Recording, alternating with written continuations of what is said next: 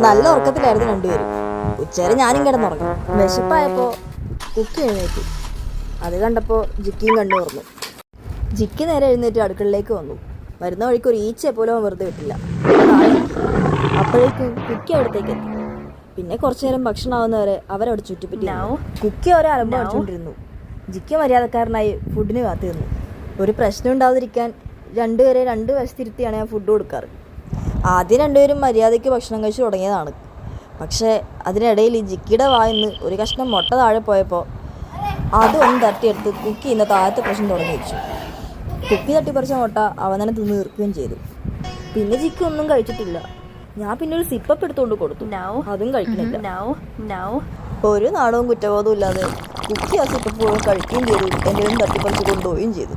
ഞാൻ വീണ്ടും ജിക്കിയെ കൊണ്ട് സിപ്പപ്പ് കഴിപ്പിക്കാൻ നോക്കി. ഒരു വിധത്തിൽ കഴിച്ചു തുടങ്ങിയതാ ഇതേ വന്ന് വീണ്ടും കുക്കി അങ്ങൊന്ന് അടിയുണ്ടാക്കാന്നേ. ഒരു രണ്ട് തല്ലു കൊടുത്ത് ഓടിച്ചു. കുക്കിയുടെ ശല്യം സഹിക്കാൻ വയ്യാതെ ജിക്കി കുറച്ചേരങ്ങ് മാറിയിരുന്നു. അപ്പോഴാണ് കുക്കിയുടെ ഫ്രണ്ട്സ് വന്നത്. അവര് പെട്ടെന്ന് ഫ്രണ്ട്സായി. ജിക്കിക്ക് കുക്കിയേക്കാളും ജീവിതപരിചയം ഉണ്ടല്ലോ.